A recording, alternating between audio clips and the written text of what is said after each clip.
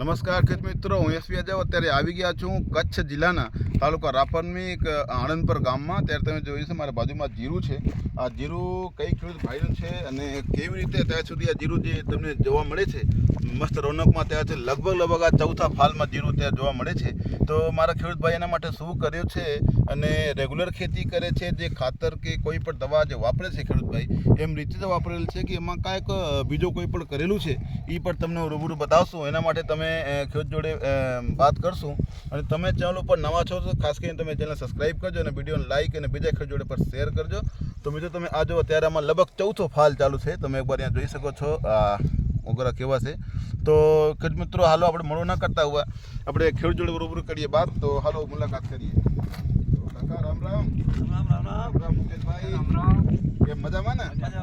તો આપણે કોઈ વાત કરીએ કાકા, તમે જરા એક વાત તમારા પોતાના પરિચય રાખો તો બીજા ખેડૂતોને થોડું ખબર પડે. તમારું નામ શું? હા, મારું નામ નરસિંહભાઈ નીલાભાઈ મકવાણા. ગામ આણંદપર, તાલુકા રાપર, જિલ્લા કચ્છ રહેવાસી છે. તો કાકા અત્યારે જે તમારા જે વાડી જોવા મળે છે, લગભગ આ એરિયામાં મને એક હરખો વાડી પાસે જોવા નથી મળતી.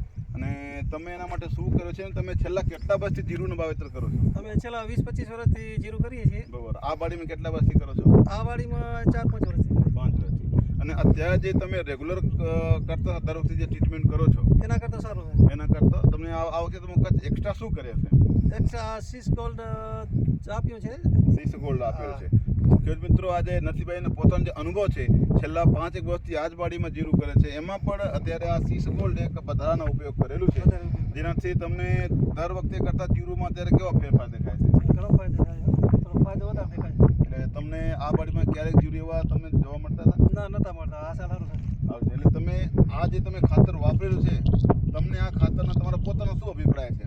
સારું છે. એક થેલી આપેલી છે. એક થેલી 5 કિલો પ્રમાણથી એક થેલી આપેલી છે. એટલે તમે કેટલા વાપરેલું છે? અમે 8 થેલી વાપરેલી છે.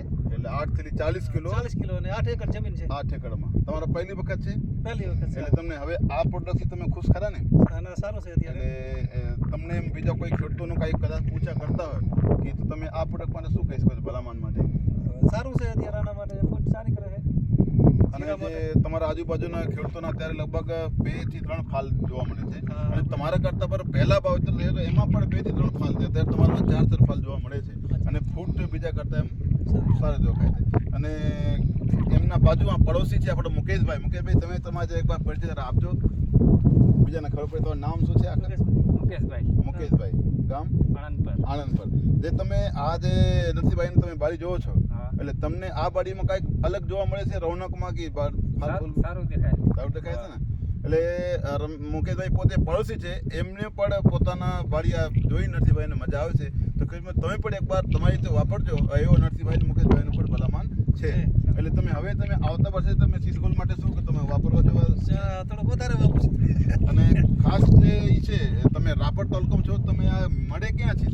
મળે છે આ બાવાજીનો એગ્રો, આપણે રાપર બલરામ એગ્રો રાપરમાં જે બસ સ્ટેન્ડની બાજુમાં છે. તમે અહીંયા પર સંપર્ક કરી શકો છો. અને અહીંયાથી જીરુના સંબંધિત બધા ટ્રીટમેન્ટ પણ તમારે અહીંયાથી થઈ શકે છે.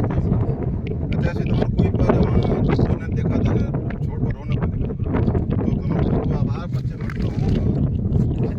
મળતો તમે પણ એકવાર જોઈ શકો છો આખી બાડી એકવાર કેવા રોનકમાં દેખાય છે. 30 ગોલ્ડ એક્સ્ટ્રા વાપરવાની જે રિઝલ્ટ છે, જે તમને અહીંયા જોવો તો એકવાર તમને ખબર પડશે. ત્યારે આ દાણા કેવા જોરદાર છે. અને એક હરખો મોગરો પણ તમે જુઓ. અને અત્યારે ચોથો ફાલમાં આ બાડી જોવા મળે છે.